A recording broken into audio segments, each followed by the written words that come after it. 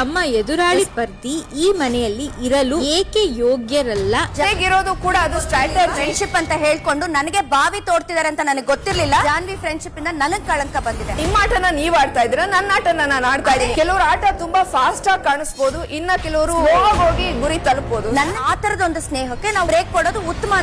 ನನ್ನ ಮುಂದೆ ಬಿಟ್ಟು ಹಿಂದೆಯಿಂದ ನೀವು ತಮಾಷೆ ನೋಡಿ ನನ್ನ ಬಿಗ್ ಬಾಸ್ ಮನೆಯಿಂದ ಹೊರಗಡೆ ಕಳ್ಸಿ ನೋಡ್ಬೇಕು ಅಂತ ಕಾಯ್ತಿದ್ದೀರಾ ನೀವು. ನನ್ನ ಜೊತೆ ನಿಮ್ಮ ಆಟನ ನೀವ್ ಆಡ್ತಾ ಇದ್ರ, ನನ್ನ ಆಟನ ನಾನು ಆಡ್ತಾ ಇದ್ದೀನಿ. ತಮ್ಮ ಎದುರಾಳಿ ಸ್ಪರ್ಧಿ ಈ ಮನೆಯಲ್ಲಿ ಇರಲು ಏಕೆ ಯೋಗ್ಯರಲ್ಲ? ಜೊತೆಗಿರೋದು ಕೂಡ ಅದು ಸ್ಟ್ರಾಟಜಿ ಫ್ರೆಂಡ್ಶಿಪ್ ಅಂತ ಹೇಳ್ಕೊಂಡು ನನಗೆ ಬಾವಿ ತೋಡ್ತಿದಾರೆ ಅಂತ ನನಗೆ ಗೊತ್ತಿರ್ಲಿಲ್ಲ. ಜಾನ್ವಿ ಫ್ರೆಂಡ್ಶಿಪ್ ಇಂದ ನನಗ್ ಕಳಂಕ ಬಂದಿದೆ. ನಿಮ್ಮ ಆಟನ ನೀವ್ ಆಡ್ತಾ ಇದ್ರ, ನನ್ನ ಆಟನ ನಾನು ಆಡ್ತಾ ಇದ್ದೀನಿ. ಕೆಲವರು ಆಟ ತುಂಬಾ ಫಾಸ್ಟ್ ಆಗಿ ಕಾಣಿಸ್ಬೋದು, ಇನ್ನ ಕೆಲವರು ಹೋಗಿ ಗುರಿ ತಲುಪಬಹುದು. ನನ್ನ ಆತರದೊಂದು ಸ್ನೇಹಕ್ಕೆ ನಾವು ಬ್ರೇಕ್ ಕೊಡೋದು ಉತ್ತಮ.